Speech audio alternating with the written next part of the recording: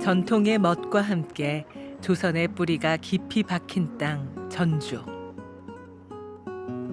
전라북도 전주는 조선을 세운 태조 이성계의 본향이자 조선 왕조 실록을 잘 보존하고 있는 기록 문화유산의 고장입니다.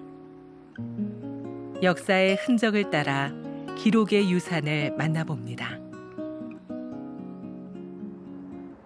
경사스런 터에 지은 궁궐이라는 뜻의 이름을 가진 경기전은 태조 이성계의 초상화인 어진을 모신 곳입니다.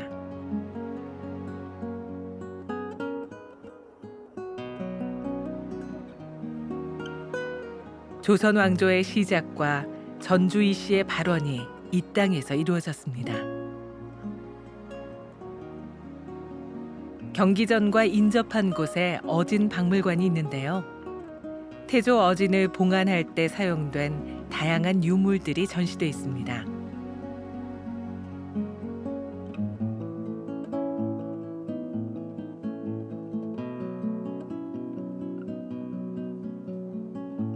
태조 어진 외에도 조선시대 임금의 초상화 6종이 있는데요. 세종과 영조, 정조의 모습을 볼 수 있습니다.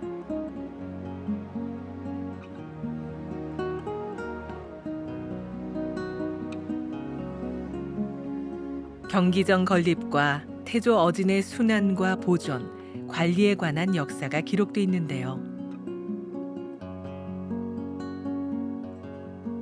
대한제국 고종 황제가 친필로 쓴 오목대 비문 탁본도 볼 수 있습니다.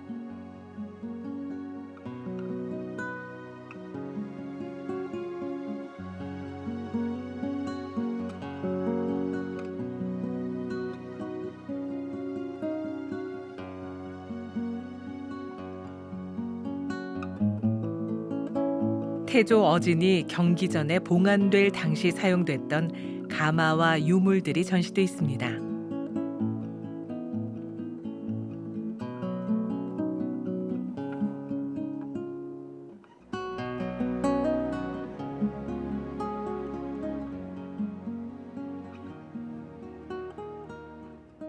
경기전에 봉안된 태조오지는 임진왜란이 발발하자 내장산으로 조선왕조 실록과 함께 옮겼다가 묘영산으로 옮겨 봉안하게 됩니다. 당시 임진왜란으로 인해서 경기전이 소실되었기 때문에 바로 봉안하지는 못했고 1614년에 경기전이 새로 중건되면서 그때 다시 경기전으로 태조오진을 봉안하게 됩니다. 이러한 경험을 바탕으로 해가지고 완주의 위봉상성을 수축해서 그것에 행궁을 두어서 변란이 있을 때 태조오진을 위봉산성 행궁으로 옮길 수 있도록 그렇게 하였습니다. 조선 왕조 실록을 보관하고 있는 전주 사고는 임진왜란을 겪으며 유일하게 지켜진 곳입니다.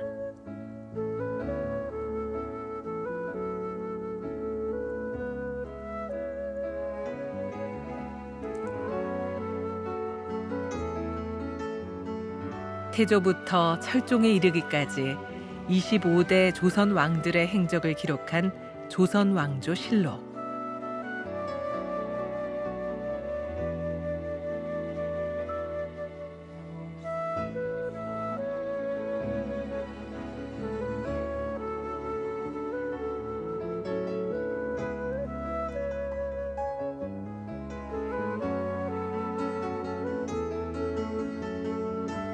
기록 문화유산인 실록을 안전하게 보관하는 일은 나라의 역사가 끊어지지 않게 하는 중차대한 일이었습니다.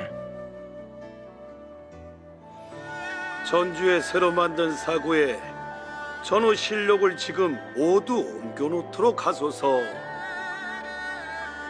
무릇 지방 사고는 늘 3년마다 한 번씩 포세함이 상례입니다. 매년 장마철에 비가 셀까 염려되니 사계는 열고 닫을 수 없는 것이지만 비가 새는 곳은 그 도의 감사로 하여금 매년 장마가 끝난 뒤 살피어 개문하도록 하소서.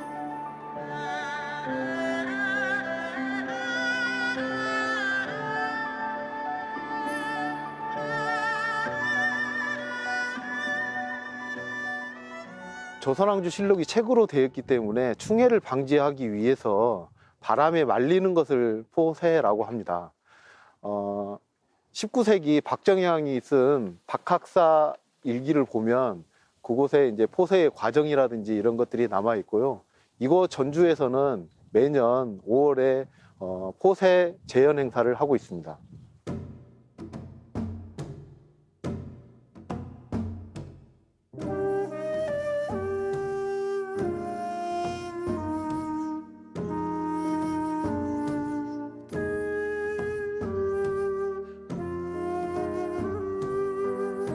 (1592년) 임진왜란이 일어난 이후 성주와 충주, 춘추관 사고가 불타버리고 말았습니다. 유일하게 남은 전주 사고도 외적의 침입으로부터 소실될 위험에 처했는데요. 이때 경기전 참봉 오희길은 태조의 영정과 사고의 실록을 안전한 곳으로 옮기기로 마음먹었습니다.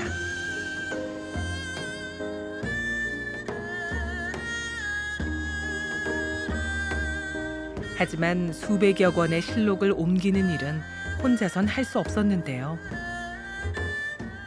오희길은 선비 손홍록을 찾아가 도움을 청했고 안희와 손순경도 힘을 보탰습니다.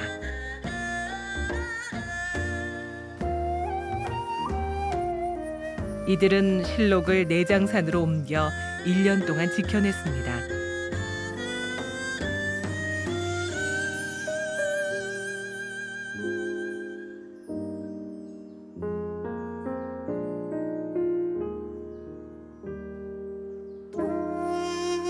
전주사고실록은 각종 순환을 반복하며 우여곡절 끝에 오늘날까지 이어졌는데요. 그 시간 속에는 나라의 역사를 지켜야 한다는 선조들의 사명감이 고스란히 담겨 있습니다. 전주사고는 1437년 처음 조선왕조실록을 보관했다는 기록이 있고 이후 6년 후에 실제로 조선왕조실록을 전주에 봉안하게 됩니다. 그러나 그때 당시에는 실록 건물이 만들어지지 않기 때문에 숭의사라든지 진남관에 보관을 했다가 전주사고 건물은 1447년에 이제 이곳에 전주에 사고 건물이 건립되면서 조선왕조실록이 보관하게 됩니다. 전라북도 기념물 제16호인 오목대.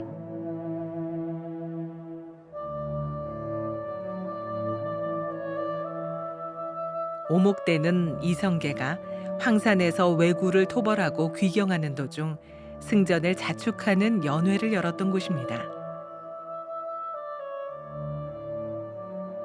이 자리에서 이성계는 자신의 포부와 야망을 대풍가에 실어 드러냈는데요.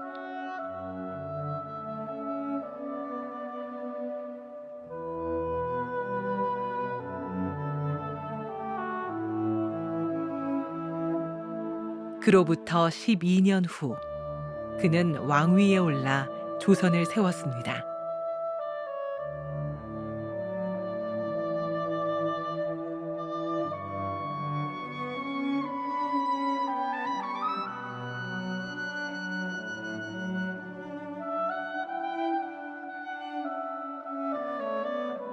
조선시대의 전주는 전라도 정치 문화의 중심지였습니다.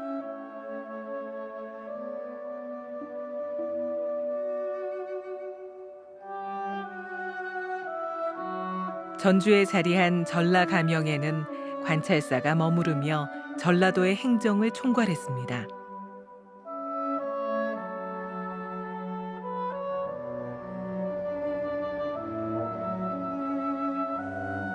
조선시대 전라도의 문화 중심지였던 전주는 최고의 품질을 자랑하는 한지 생산지이기도 했습니다.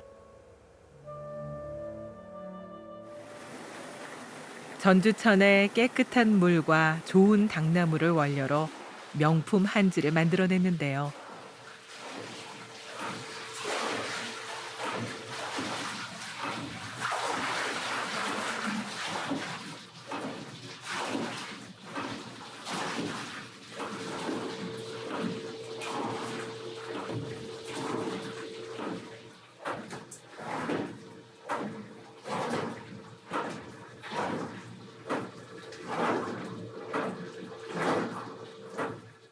전주 한지는 고려를 거쳐 조선에 이르기까지 왕실 진상품으로 이름을 올리며 그 가치를 인정받았습니다.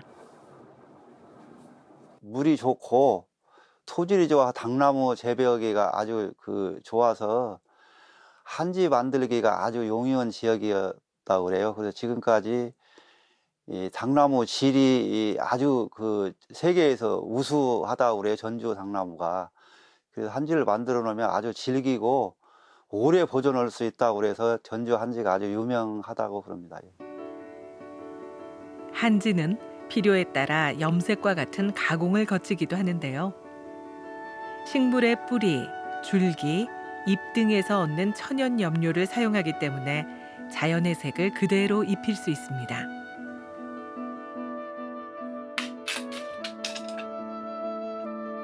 품질 좋은 한지를 만들어냈던 전주는 합죽선을 발전시켜 나간 고장이기도 했습니다.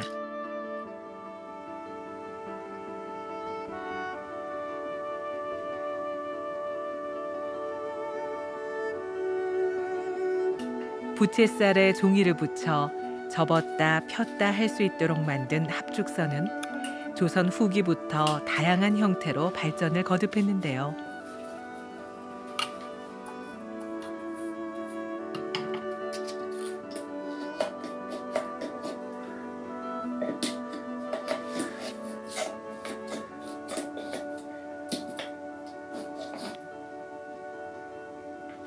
대를 이어가며 합죽선을 만들고 있는 장인들은 부채는 죽은 대나무에 생명을 불어넣어주는 일이라는 자부심으로 작업을 해나가고 있습니다.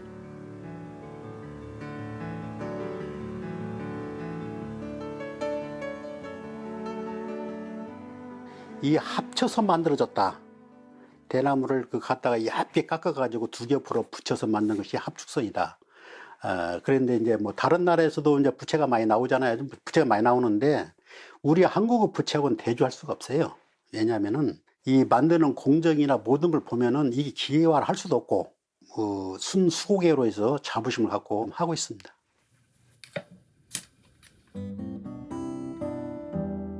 승암산 기슭의 절벽을 깎아 터를 만들어서 세운 이 누각은 한벽당입니다. 한벽당은 조선의 개국 공신이자 집현전 직제학을 지낸 최담 선생이 태종 4년에 별장으로 지은 건데요. 5평 남짓한 작은 정자지만 전통의 멋을 품은 석가래와 마루, 처마 등이 매력적인 곳입니다. 왕실의 번영과 나라의 태평성대를 기원하기에도 좋은 장소였는데요.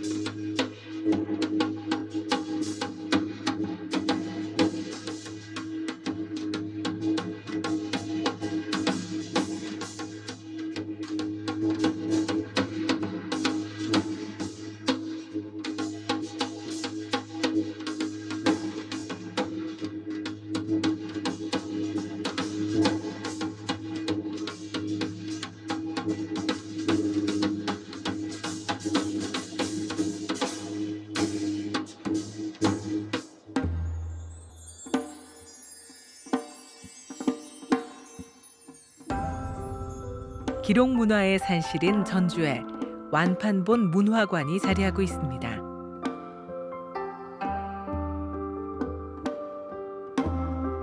전주 지역에서 생산해낸 각종 출판 유산을 보존하고 있을 뿐만 아니라 출판 문화의 중심지였던 전주의 역사와 문화를 살펴볼 수 있는 곳입니다.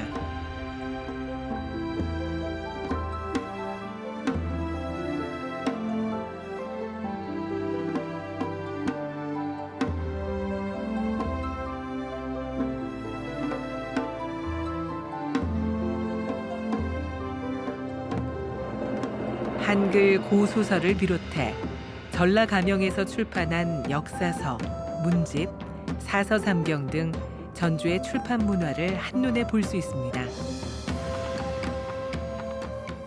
전통 판각 강좌를 통해서 지역민들이 함께 만들어낸 심청전은 100년 만에 새롭게 복각이 되어 있는데요. 그 목판본이 여기에 전시되어 있습니다. 그래서 그것은 단순히 완판본이 과거의 유산이 아니라 아직도 현재 진행 중인 우리의 소중한 유산이고 우리 지역민들이 지키고자 하는 그런 마음이나 열망들이 담아져 있기 때문에 가장 소중한 문헌이 아닐까 싶습니다.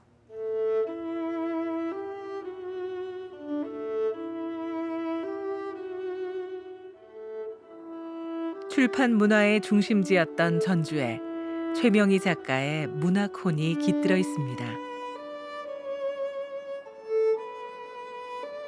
그의 생가터와 함께 최명희 문학관이 전주에 자리하고 있는데요.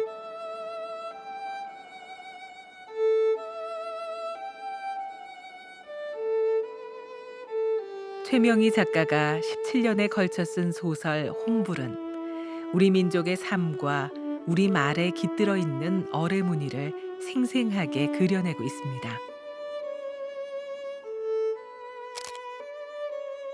최명희 작가는 생전에 이런 말을 남겼습니다. 언어는 정신의 지문이고 모국어는 모국의 혼입니다. 저는 제가 오랜 세월 써오고 있는 소설 혼불에 시대의 물살에 떠내려가는 쭉정이가 아니라 진정한 불빛 같은 알맹이를 담고 있는 말의 씨를 심고 싶었습니다.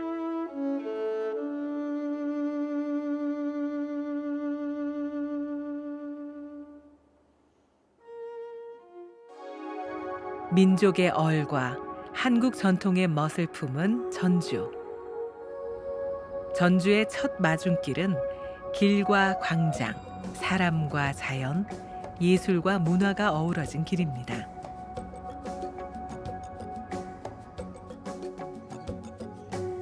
예부터 물길 위에 다리를 놓는 일은 사는 동안 가장 큰 공덕을 쌓는 일로 칭송했다고 하는데요. 전주천에서 불어오는 바람을 맞으며 풍류를 즐기는 공간이었던 남천교는 지금도 빼어난 경관을 자랑하며 자리를 지키고 있습니다. 전주 향교는 우리나라에서 온전히 보존된 향교 가운데 가장 큰 규모를 유지하고 있는 조선시대의 교육기관입니다.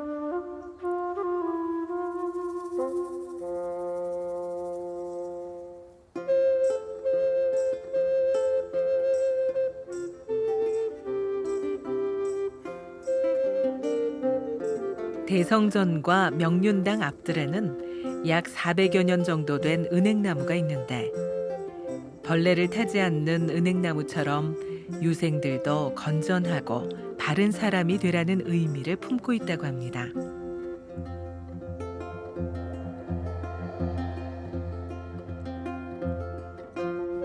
전통문화연수원이 자리한 이곳에 세 채의 고택이 세워져 있는데요. 장현식 선생의 고택은 목재 가공의 수준이 아주 정교해 전통 한옥으로서의 건축적 가치가 높은 것으로 평가받고 있습니다.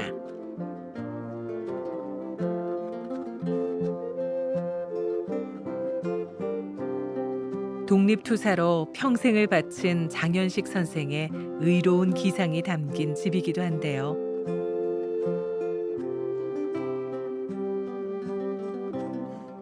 나라와 민족을 위해 희생한 장씨 가문의 파란만장한 역사가 함께하고 있어 그 특별함이 더해지는 듯합니다.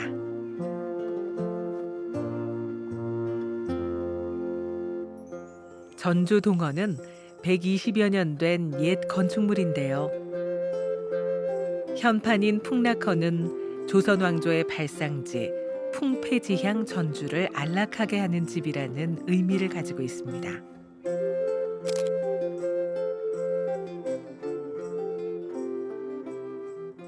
조선시대 때 전주 동원이라고 하면은 지금의 전주시청입니다. 그러니까 각호울의 사또 또는 수령, 고을 원님이라고 하는 분들의 공식 직무 공간이죠. 요건 약 한 1891년에 준건됐기 때문에 약 한 130년 정도 된 풍락헌 전주 동원입니다. 인제 고택 학인당은 한옥마을에서 가장 역사가 깊은 한옥이자 유일한 문화재입니다.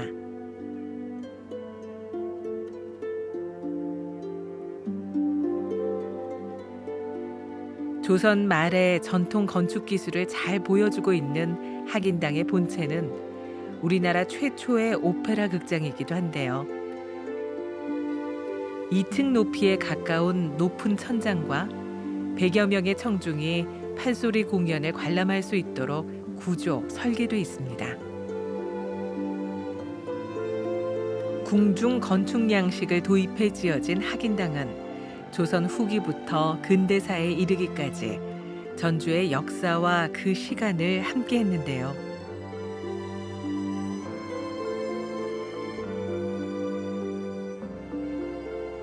인제 백낙중 선생의 후손들이 대대로 이 공간을 지키고 있습니다.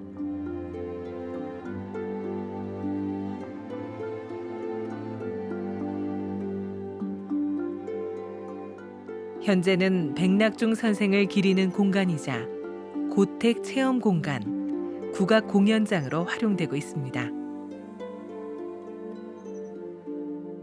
평소에는 보면은 이제 그 거주를 위한 공간, 이제 실용적인 공간으로 이제 사용을 하다가 그 공연을 이제 하는 날이 되게 되면은 그 들어열개 문들을 모두 열고 양쪽에 이제 보면은 창호들도 다 이제 그 분리가 되게끔 돼 있어요. 그렇게 분리하면 총 12칸의 이제 큰 공간이 되기 때문에 그래서 이제 국악 공연을 하게 되면은 실내에서는 이제 50명, 실외에서 50명, 그래서 최대 100명까지 관람이 가능한 국악 공연장으로 탈바꿈하게 되는 거죠.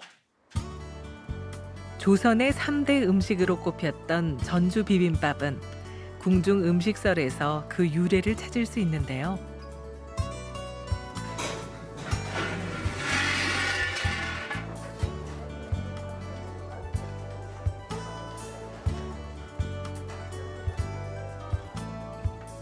기록에 의하면 전주에서는 200여 년 전부터 비빔밥을 즐겨 먹었고 궁중 음식에서 서민 음식으로 이어져 내려온 것으로 추정하고 있습니다.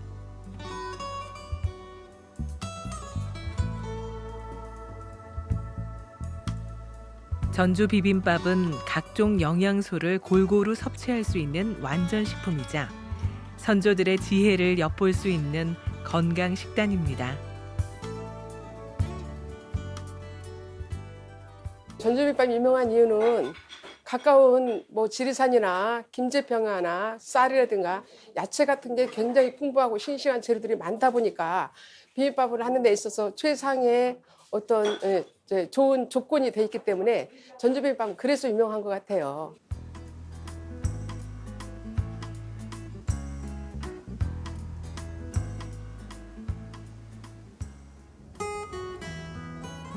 기록의 도시이면서 동시에 문화예술을 품은 전주. 이곳에 삶과 추억이 깃든 골목길이 재현돼 있는데요. 자연과 조화를 이루는 벽화들이 그려져 있습니다. 팔복예술공장은 옛 카세트 테이프 공장을 개조한 복합 예술 공간인데요. 예술을 물처럼 마시고 공기처럼 들이쉬고 놀이처럼 즐길 수 있게 하기 위해 변신을 거듭해 나가고 있습니다.